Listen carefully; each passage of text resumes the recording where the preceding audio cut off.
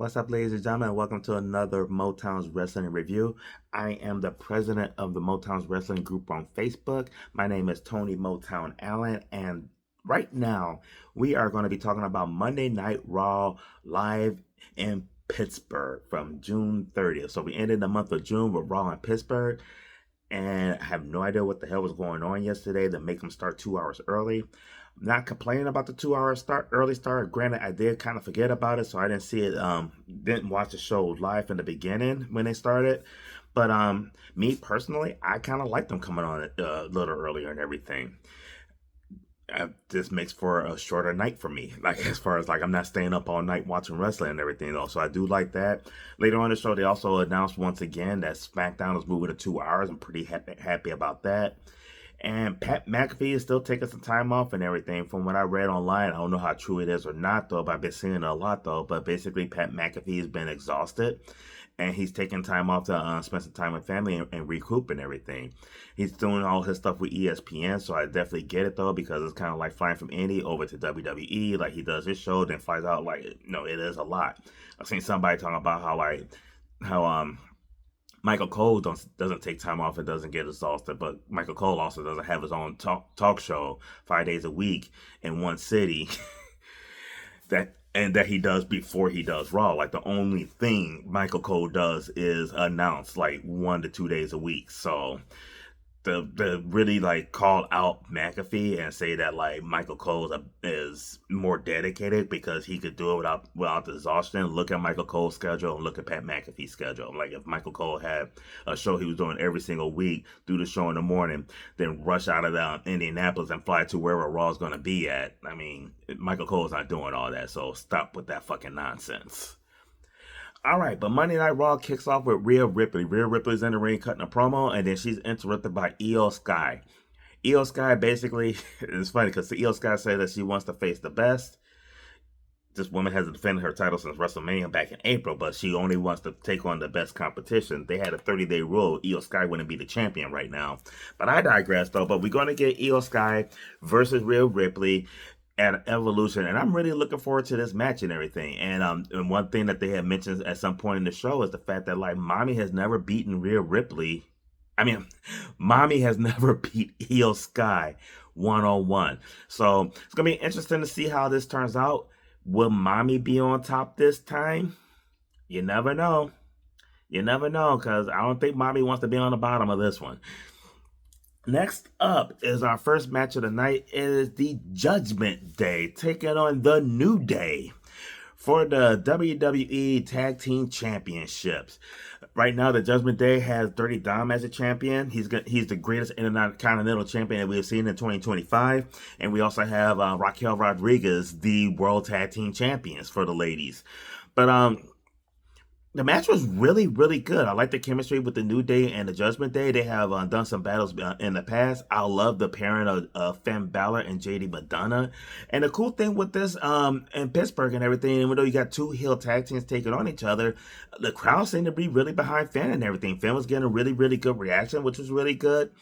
The New Day hit the midnight hour in this match, and this is the first time we've seen them use this move since Big E was gone, because this is a move that they always utilize with Big E. Big E always held up the guy, and then one of the other members would come off the rope though. So it's kind of I don't know if knowing the New Day, even though they don't like Big E and everything, I can see this being like a little tribute to their friend, their real life friend, on screen rival. But the match itself, ended with JD Madonna hitting a beautiful moonsault on Woods, followed by the coup de grace from Finn Balor, and we have new World Tag Team Champions. I mean, basically clean. I mean, yeah, both teams were cheating throughout the match and everything, but this was a pretty clean win for the Judgment Day to win the tag team title. So right now you got Dirty Dom as your Intercontinental Champion. Now you got Finn Balor and JD McDonough as your tag team champions.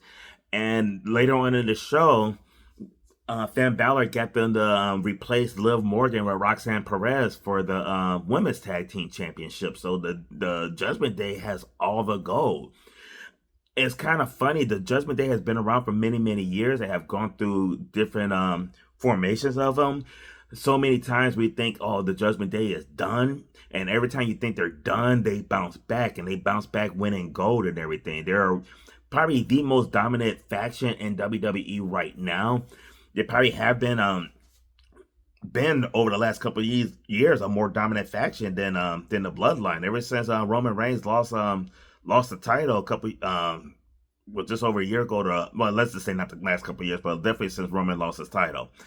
Since WrestleMania, when Cody finished his story, Judgment Day, in my opinion, has been the most dominant faction in WWE. I mean, they're a sleeper faction too. This is a faction. I mean, yeah, Finn Balor's probably the best wrestler in the faction, but you don't have a big megastar in there. You don't have a Roman Reigns. You don't have a Seth Rollins in this faction. I mean, you don't have like that big person.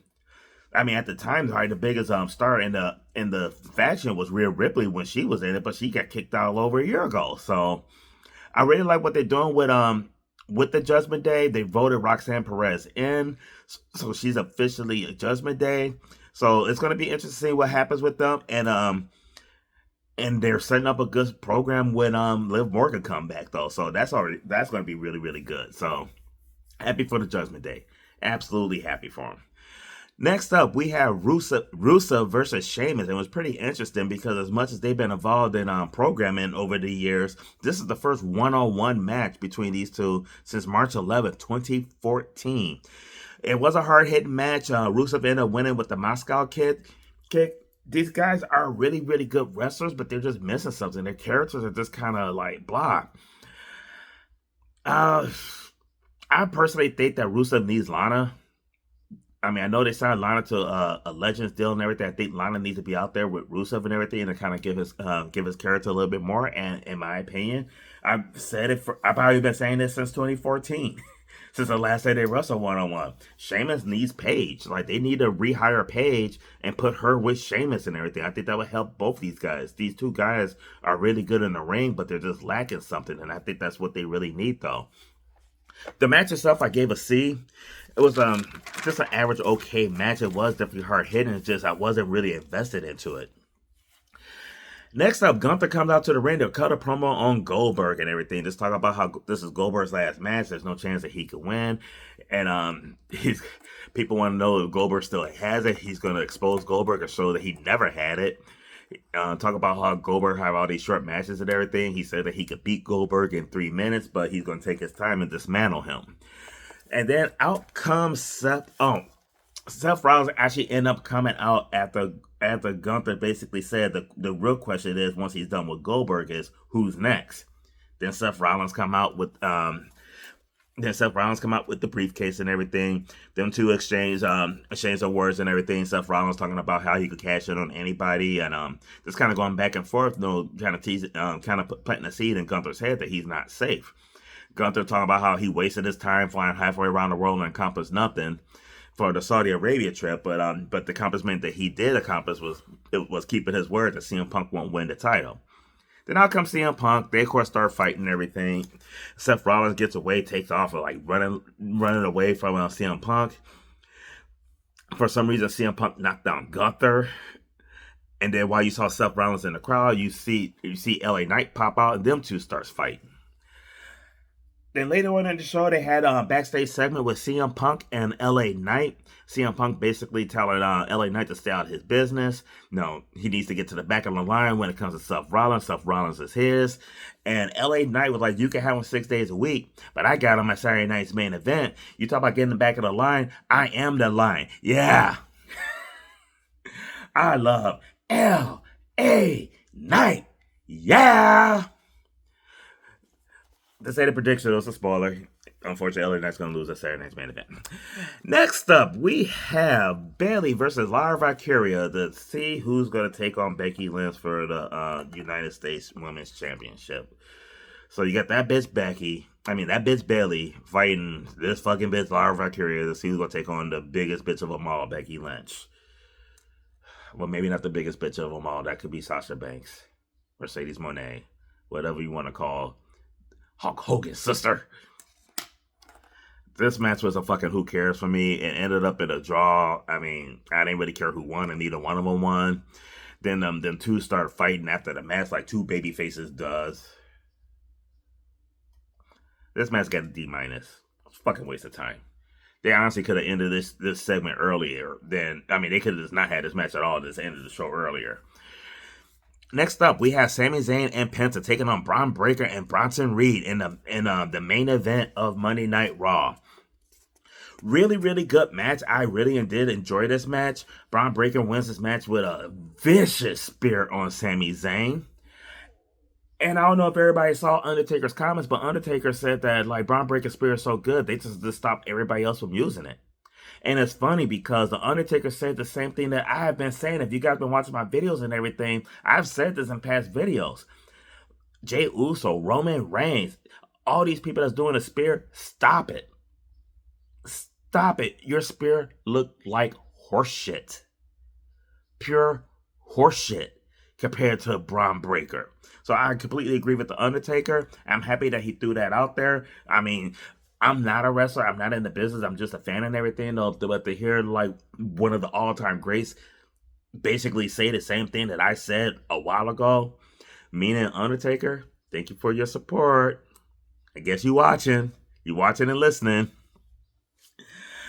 But anyway, after the match ended, Bronson Reed and Braun Breaker was beating down Sami Zayn and Penta, and then out comes Jey Uso with a chair for the save. He got rid of those guys, and then we all got our chance to yeet.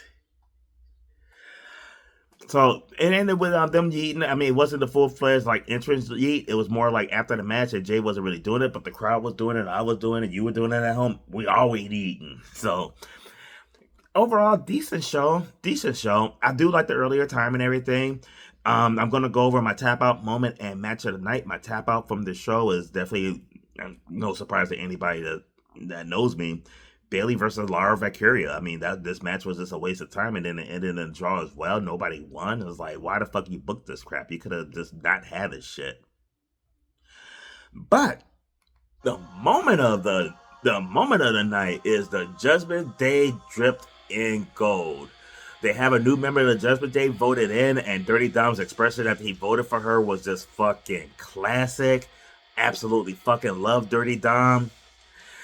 But the Judgment Day is my moment of the night, and the match of the night, I didn't get my grade earlier because I didn't want to spoil my match of the night on this match, but it's a Judgment Day versus the New Day. I gave this match an A. This was a phenomenal tag team match. I thoroughly enjoyed it a lot. So that's all we have right now for the Motown's wrestling review, but I'm ending the review with the Judgment Day on top without Mommy. I can't wait for Liv Morgan to come back to see those fireworks and everything though, but we all know Dirty Dom is going to do what Tony Motown Allen would do, and that's put it on Roxanne Perez like